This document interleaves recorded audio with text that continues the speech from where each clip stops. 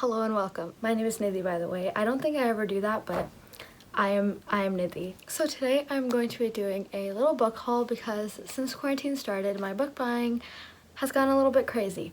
However, I just want to mention before the video starts that you absolutely do not need to be buying books in order to be a reader. I avidly use the library, I use Kindles, I use audiobooks, I use Libby all the time. As you can see from all these library books just sitting here that I have yet to return. I use everything possible in order to consume stories because that's what reading is about. It's about consuming stories and the content that you read and not about the many books that you buy. So do whatever makes you happy is what I'm trying to get at. Okay, let's get started with the actual haul. The first book I got was The Ballad of Songbirds and Snakes by Suzanne Collins. I got this at the very beginning of quarantine in like March. And everybody knows what this is. It's the prequel about Coriolanus Snow, President Snow from the Hunger Games. I already read it, gave it a 3 out of 5 stars. It was good, but like, did we really need this? Was this a necessity in our lives to move on? I don't know about that. The next 3 books I got were the Shadow and Bone series by Leigh Bardugo. I got these because when I was 13 and when everybody else was reading these, I never read them, I never picked them up.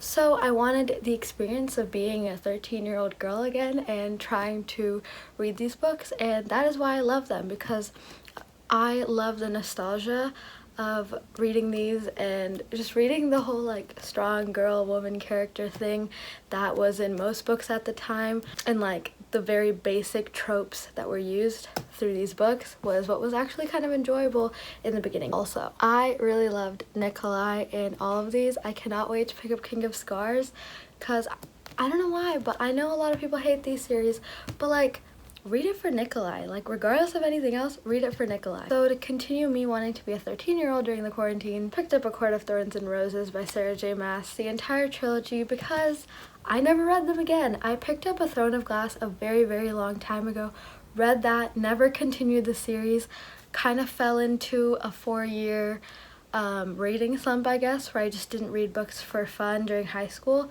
which, why did I do that? But it's fine, it's whatever, we're getting back to it. We're going into college now and we are reading again, so we're all good. Anyways, I got these books and I'm super excited to read them. I have yet to read them, but at the beginning of quarantine, the first book I finished was Crescent City. So I absolutely love that book, 5 out of 5 stars, so I just had to pick these up because I know, they're not as good, but I hear Read with Cindy talk about them all the freaking time, and I just have to read them so I can watch all her videos about these books and then laugh at them, because right now I'm waiting to watch them so then I don't get spoiled for anything. Next book I got was Dear Mr. M by Herman Koch.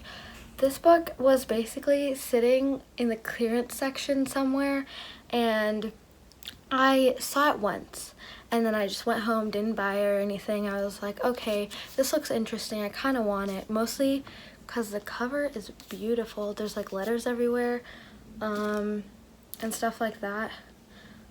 So then I didn't pick it up, but I went in again and then I saw it in the clearance section again, and it was like months later, and I just had to get it because I was like, it's there, it's waiting for me, so I got it. It's basically a thriller about some deadbeat author. Once a celebrated writer, M had his greatest success with a suspense novel based on a real-life disappearance.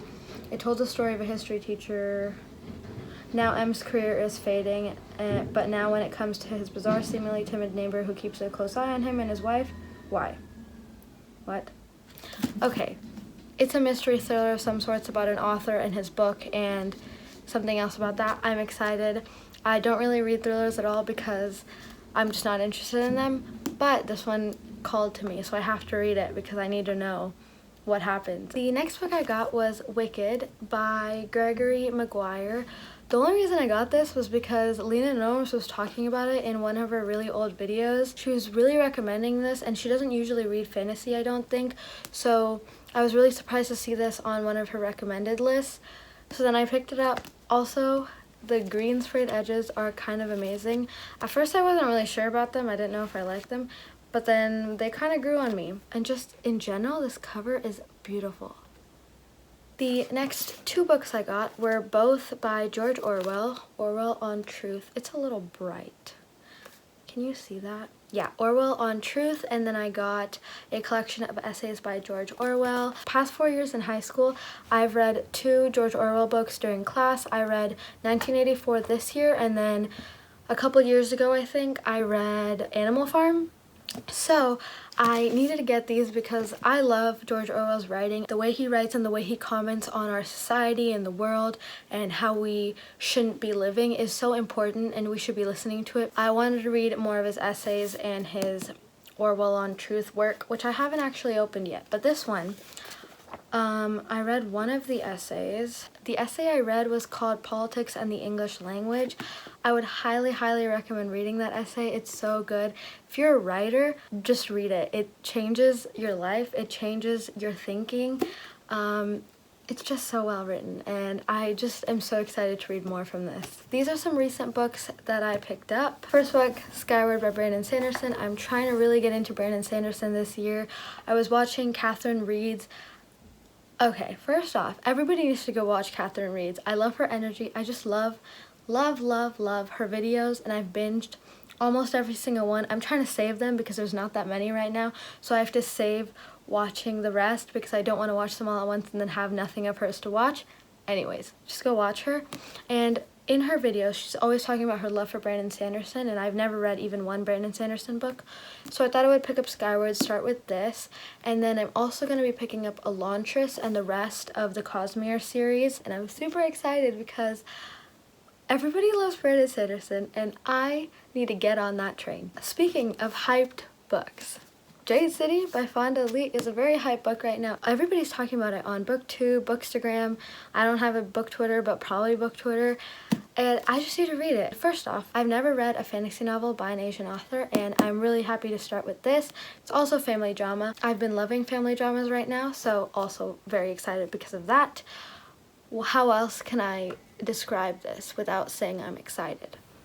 I'm excited. If you haven't realized by now, a lot of my reading is very influenced by the booktubers I watch, which I think is a lot of people for the most part if you watch booktube videos. So, the next book I'm about to show you is Call Me By Your Name by Andre Aciman. Noelle Gallagher always recommends this book. She says she cried about it. This is one of her favorite books of all time, I'm pretty sure. So, I needed to pick it up because I love Noelle Gallagher. I love the movie. I've already seen it. And I read the first page of this. Such beautiful writing. I cannot wait to read more. And look at this cover. Look at this blue. This is the prettiest blue I've ever freaking seen. And even the spine is beautiful. And I'm sorry, I'm holding it weird because the light is messed up. But this cover is just everything. The last book, oh no, not the last book, hold on. The last 2 books I got are The Vanishing Half and The Mothers by Britt Bennett. This one I won in a giveaway from Noelle Gallagher actually, so that was pretty cool. And this one I just picked up in a clearance section somewhere. So, I'm extremely excited to read these because, first off, if we're talking about hyped books, The Vanishing Half, so hyped, and for good reason, because I've only ever seen good reviews. I haven't seen one single bad review anywhere about this book, and that makes me even more excited to read The Mothers. Okay, so I don't really know anything about The Mothers, but I do know The Vanishing Half is about 2 sisters, and they both basically just take 2 different routes in life. I don't think I have to explain anything else because everybody already knows a lot about this book because it's been everywhere. And I try not to go into these books knowing too much or reading the synopsis because usually that gives away most of the story.